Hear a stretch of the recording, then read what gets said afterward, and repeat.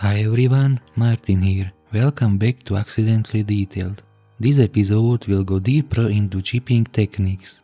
In scale modeling, there are various techniques for creating chips. Salt chipping, hairspray chipping, sponge chipping, brush chipping, or even oil paint chipping. Every technique creates its own specific type of chips. For example, oil paint chipping creates softer and more diffuse wear. Meanwhile, brush chipping creates sharp chips representing damaged paintwork. In my opinion, we need to choose the chipping technique that best fits the type of chips we want to recreate. I will cover 3 chipping techniques on this tank, and I try to explain why I choose them. So, let's start. First, I would like to mention hairspray chipping. We already covered hairspray chipping in part 3 about whitewash. I think it is worth explaining for which types of chipping this technique works best. In my opinion, hairspray chipping works best for these types of surfaces. The most useful application is recreating whitewash on winter vehicles. Whitewash usually chips away in large patches made up of many smaller chips. Trying to recreate this effect with a brush could take forever, and the results might not look as convincing. Here you can see several examples of hairspray chipping used for whitewash camouflage. As you can see on screen, this technique also works well in smaller scales, such as 1/72. These were some of my ancient models with whitewash camouflage. I thought it could be good to include them here as a demonstration of the technique, even if they are far from perfect.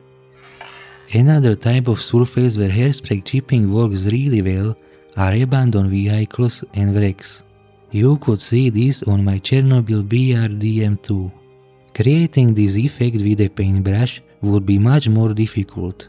If I had to rank it, abandoned vehicles would take second place right after whitewash.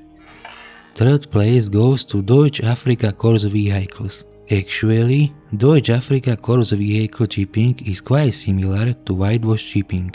Many of these vehicles were originally sent to North Africa in Panzer Grey. When they arrived, they often received an improvised layer of desert camouflage. Because this repaint was not applied under factory conditions, it often chipped quite easily. Last on the list are repainted vehicles. If your model is from Syrian, Libyan or Ukrainian conflicts, you will often spot this effect. Many vehicles there were repainted with a new camouflage scheme applied over an older paint scheme. When the new camouflage chips, the older camouflage becomes visible underneath. There are actually many reference photos on the internet. The second chipping technique in this video is sponge chipping. For this kind of chipping, you can use various types of sponges. It can be a dishwashing sponge you find in your kitchen. You can also use packing foam from electronic packaging. For this video, I also bought several different sponges from a dollar store. To be honest, I do not see any big difference in texture between them. What I find interesting were these sponges glued to wooden handles. I ripped some foam off to create an irregular shape and decided to give them a try. For sponge chipping, I use Vallejo paints. The process is simple. Load the sponge with paint. Then remove most of the paint on a paper tissue. You should get only a few chips when you press the sponge onto the surface. So let's start creating some chips. Many modelers, including me, struggle with where to place chips on a model. On edges it is actually easier, but what about large flat surfaces? This is exactly where sponge chipping comes in. Sponge chipping is perfect for creating random chips inside large surfaces. That way, you do not need to think too much about where to place them. As you can see on screen, I am using several different types of sponges. Surprisingly, I do not see any significant difference between them. So basically, you can use whatever you have at hand. We also need to take into account that sponge chipping is not very precise. What if we want to use a sponge only on specific detail? No problem. let's use masking tape. We place masking tape around the detail from all sides. This prevents chips from appearing on the surrounding surfaces. I would like to mention that these green chips are only the first layer. Dark gray chips will be added on top of them later. If you do not feel confident about the next chipping step, there is a simple solution. Instead of using a later base color with the sponge, go straight to dark gray chips. You will get random chips representing exposed metal right away. Here is the result after sponge chipping. Normally, I would choose a more desaturated green for these chips, but with 3 layers of whitewash already applied, I thought a more saturated green could work. In reality it looked fine, but on camera it stands out much brighter. Let's see by the end of the video if the model belongs in the trash bin because of it. The last chipping technique in this video is brush chipping. This is the hardest and most time-consuming chipping technique. Before we start painting the dark gray chips, we first correct some of the lighter green chips. We can connect some of the sponge chips together and also reshape them if needed. But most importantly, we use the brush to paint chips in areas where the sponge cannot reach, either because it is too difficult or too risky to use it there. I would like to mention one important thing here. Vallejo paints can be scraped and removed from the surface with a wet toothpick at any time. So if you are not satisfied about some chips, just use a wet toothpick and scrape them away. Simple and very nerve-saving.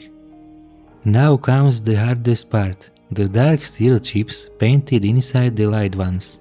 For that, I used German grey Vallejo paint. I diluted it with a paint retarder and a small amount of water. We need to keep the paint workable for longer, because this is going to take a lifetime. The retarder also improves paint flow. The theory here is simple. Just paint dark gray chips inside the light ones.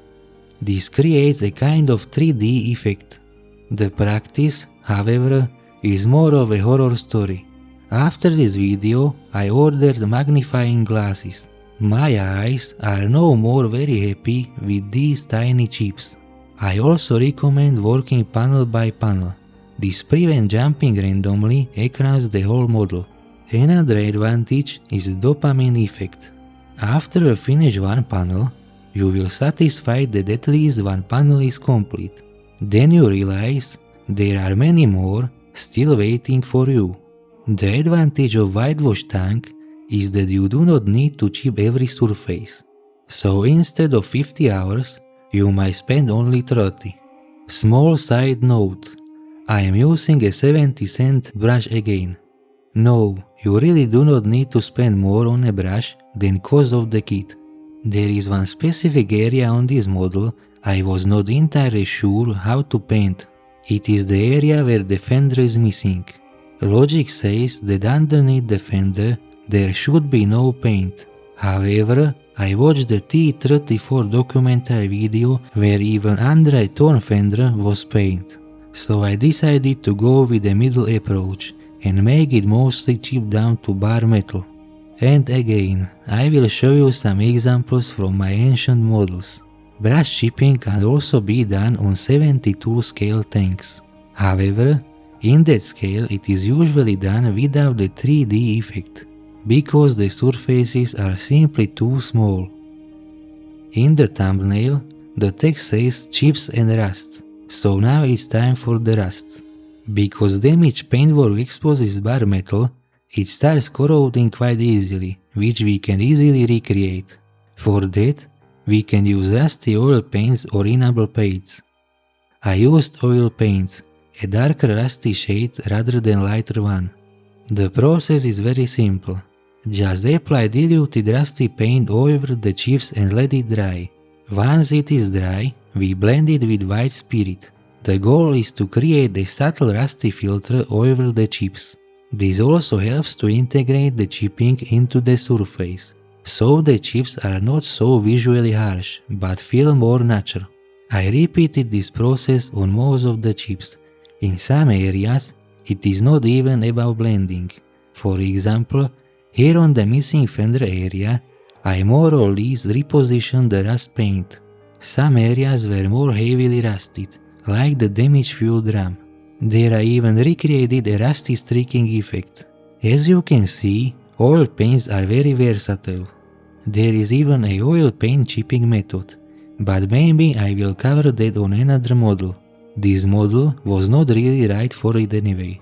It has already reached a stage where it is on the border of being over-chipped. I am basically using it as a demonstration model for different techniques.